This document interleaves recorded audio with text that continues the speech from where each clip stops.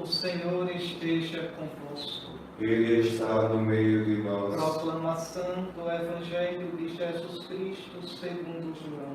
Glória a vós, Senhor. Naquele tempo, muitos dos discípulos de Jesus que o escutaram disseram: esta palavra é dura, quem consegue escutá-la?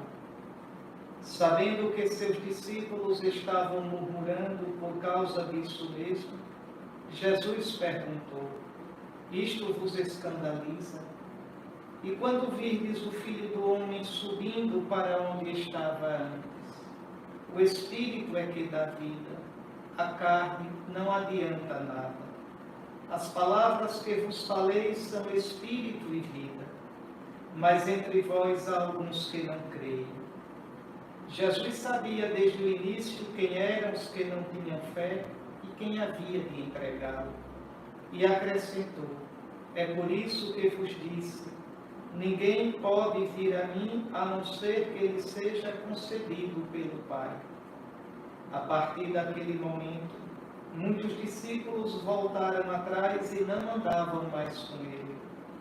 Então Jesus disse aos 12: vós também vos quereis ir embora? Simão Pedro respondeu: a quem iremos, Senhor? Tu tens palavras de vida eterna. Nós cremos firmemente e reconhecemos que Tu és o Santo de Deus. Palavra da salvação. Glória a vós, Senhor. Caros irmãos do Senhor, este trecho do Evangelho, esta perícope, encerra o discurso de Jesus sobre o pão da vida. Então Jesus apresentou-se como o verdadeiro pão, porque ele sacia a nossa vida com a vida de Deus, com aquela vida plena que se diz Zoé, e que é fruto do Espírito de Cristo em nós. Jesus disse que ele é o pão, e depois ele disse que não só é o pão, mas que daria a carne dele como comida e o sangue dele como bebida. E isso provoca um escândalo terrível entre os ouvintes de Jesus. E o Evangelho de hoje retrata bem isso. Naquele tempo, muitos dos discípulos, atenção, os discípulos vão se escandalizar. Os discípulos que o escutaram disseram: esta palavra é dura, quem consegue escutá-la? E é muito triste, porque ainda hoje, muitos discípulos de Jesus, mesmo com a Bíblia debaixo do braço, não acreditam nessa palavra de Jesus. Não acreditam que ele realmente se dá no seu corpo e no seu sangue. Esta palavra é dura, quem consegue escutá-la? Sabendo que seus discípulos estavam murmurando, é o mesmo pecado de Israel no deserto, é o mesmo pecado na questão do maná. Veja, Jesus perguntou: isto vos escandaliza? Isto vos faz tropeçar? E quando virdes o Filho do Homem subindo para onde estava antes? Ou seja, na Eucaristia, Jesus não se dá como viveu entre nós. Essa carne de Jesus não é carne carnal, não é assim, células desse mundo, sangue desse mundo. É carne do ressuscitado, é corpo do ressuscitado, é sangue do ressuscitado, é humanidade transfigurada pelo Espírito Santo. E quando virdes o Filho do Homem ressuscitado, subindo para onde estava antes, o Espírito é que dá vida. Veja, daqui a pouco eu vou impor as mãos sobre o pão e o vinho, pedindo ao Pai que derrame o Espírito do Filho imolado e ressuscitado para espirituar, eucaristizar, transfigurar, transubstanciar este pão e este vinho. Não é o corpo, não é o sangue de Jesus de Nazaré como viveu entre nós. Nunca foi isso. É o Cristo como está no céu, imolado e ressuscitado, como aparece lá em Apocalipse, capítulo 5, versículo 6. O cordeiro de pé, vivo, como que imolado. Imolado já não morre, morto vive eternamente. E como é isso? Não sabemos, porque não é mais carne nem sangue deste mundo. é um corpo como o corpo que teremos um dia na glória. E como se dá aqui? Como está aqui? Porque este corpo não depende mais de tempo, espaço, limite, nem matéria como nós a conhecemos. É um corpo material, físico, mas não é mais matéria segundo este mundo. Por isso Jesus diz, é o Espírito que dá vida. O Espírito que vivifica. O mesmo Espírito que fecunda a água do batismo. Esse mesmo Espírito transfigura, metamorfoseia o pão e o vinho da Eucaristia. As palavras que vos falei são Espírito e vida. Só podem ser entendidos nessa dimensão nova. Veja, um cristão que fica pensando na Eucaristia como se fosse Jesus quando viveu aqui, está errado. Não é isso, nunca foi. Mas entre vós há alguns que não creem. Ainda hoje, como é triste que esta palavra seja verdadeira. E aqui vem um final misterioso desse discurso de Jesus. Jesus sabia desde o início quem eram os que não tinham fé e quem havia de entregá-lo. O Senhor conhece o nosso coração. E o Senhor aqui já olha Judas e vê que Judas não crê. Judas não o ama mais. E Jesus quer dar uma chance a Judas. A chance de ir embora.